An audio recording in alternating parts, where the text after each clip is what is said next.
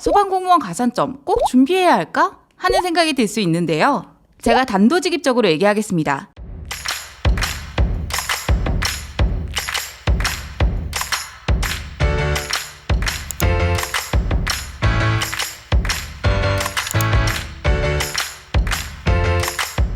안녕하세요. 직업상점 김팀장입니다. 단 1점이라도 더 확보하기 위해 고군분투하고 있는 공시생 여러분, 혹시 지금 소방청에 게재되어 있는 100개 정도의 자격증을 보고 계신가요? 그렇다면 잠시 멈춰주세요. 오늘 제가 딱 한 달 준비해서 4%의 가산점을 맞추는 방법을 알려드리겠습니다. 2분 동안 제 설명을 들으면 총 20점을 확보할 수 있으니 집중합시다. 본론에 들어가기에 앞서 소방공무원 가산점 꼭 준비해야 할까? 하는 생각이 들 수 있는데요. 제가 단도직입적으로 얘기하겠습니다. 시험 준비 기간이 5개월 이상 남았다면 꼭 준비하세요. 이유는 5% 가산점 소지 시 25점, 4% 가산점 소지 시 20점을 받을 수 있기 때문이죠. 에게 이렇게 생각하실 수도 있는데요. 아시겠지만 공무원 시험은 한 문제당 배점이 5점입니다. 즉 25점을 준비하면 영어 시험 문제 5개를 더 맞힌 것과 같다는 사실. 더불어 상대평가로 진행되는 공무원 시험 특성상 1점 때문에 불합격을 할 수도 있는데요. 다른 사람들 다 준비할 때 나만 손 놓고 있을 순 없겠죠?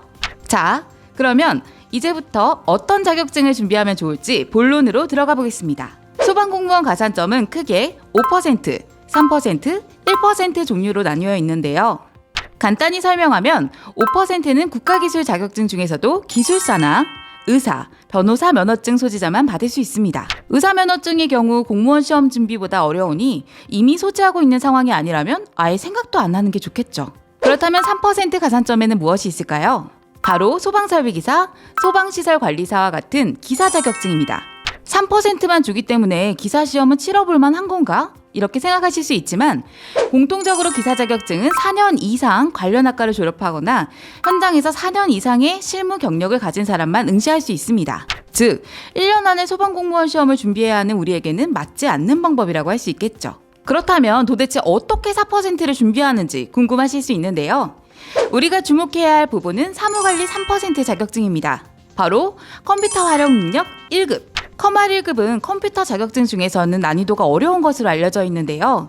사실 기출문제 중심으로 공부하다 보면 1개월 정도면 취득할 수 있는 자격증입니다. 이렇게 3%를 맞추면 총점에서 15점을 확보할 수 있으니 안 할 이유가 없겠죠. 그렇다면 나머지 5점은 어떻게 취득해야 될까요? 바로 제1종 대형 면허입니다. 1% 자격증 중에는 기능사, 산업기사와 같은 자격증이 있는데요. 기능사 시험의 경우 응시 자격이 없다는 장점이 있지만 3, 4개월 이상은 착실하게 학습해야 취득할 수 있습니다. 즉, 비효율적이죠. 아시겠지만 소방공무원 응시 자격은 만 18세 이상, 40세 이하인 동시에 대형 혹은 보통 면허를 소지한 사람입니다. 즉, 어차피 응시 자격을 맞추려면 면허를 취득해야 하는 상황이기 때문에 이왕이면 대형으로 따서 1%라도 더 받는 게 유리하다고 할 수 있겠죠. 자, 그럼 종합적으로 정리하겠습니다. 오늘은 한 달 안에 준비해서 소방공무원 가산점 20점을 확보하는 방법에 대해 설명했습니다. 바로 컴퓨터 활용 능력 1급과 대형 면허 1종 취득하기. 이렇게 하면 3%, 1% 더해서 4%를 맞출 수 있고 과락이 없다는 전제하에 총점에서 20점을 확보할 수 있습니다. 어떤가요? 꿀팁이죠? 저는 다음번에 또 유용하고 확실한 공무원 정보로 돌아오겠습니다. 직업상점 김팀장이었습니다. 직업상점 김팀장이었습니다. 직업상점 김팀장이었습니다.